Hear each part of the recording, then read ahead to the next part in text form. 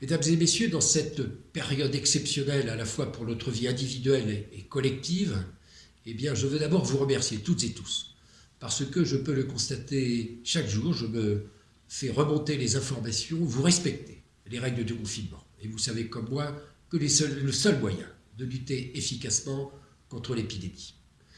Mesdames et messieurs, à ce moment, après quelques jours de confinement, je veux d'abord adresser mes remerciements, d'abord à vous, comme je viens de le faire bien sûr, mais également au service de la communauté auxerroise, au service de la ville aussi. Toutes et tous travaillent, cela ne se voit pas forcément parce que le télétravail est à l'œuvre. De collaborateurs sont chez eux, parfois près de leurs enfants. Ils travaillent. Je veux aussi remercier les services que vous pouvez voir, en revanche, dans nos communes, dans nos rues.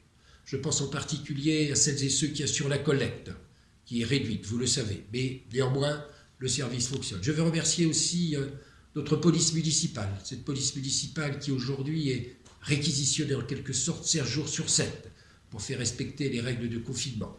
Je veux aussi remercier toutes celles et tous ceux qui participent à l'action sociale et qui chaque jour appellent les personnes qui se trouvent en situation de solitude, d'isolement, pour prendre de leurs nouvelles, pour leur apporter aide et solidarité.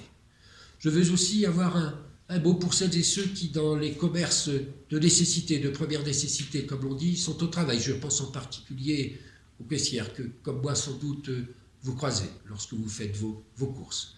Ainsi, la vie continue. La vie continue de manière réduite.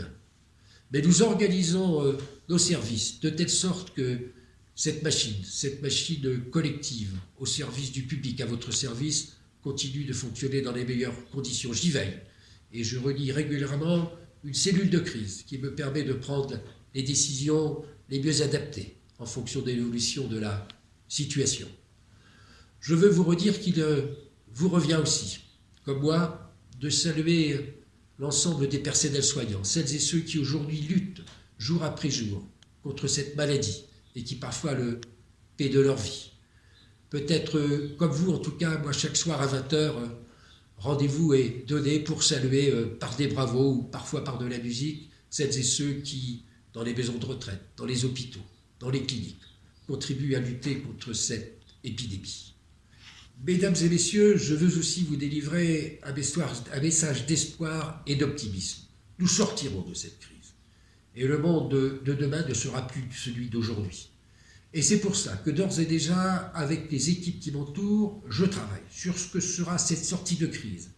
Et en particulier, je souhaite que la communauté de l'Auxerrois et la ville également fasse preuve d'une très grande solidarité à l'égard en particulier du monde économique, à l'égard de nos commerçants qui aujourd'hui se trouvent sans activité. Nous dégagerons les moyens. Et j'ai d'ores et déjà demandé qu'on me fasse des propositions pour que demain, un budget de crise à la ville, à l'agglomération, puisse répondre à ce besoin de solidarité afin que demain, le monde que nous retrouverons sera un monde aussi qui nous permettra d'oublier ce que nous vivons aujourd'hui.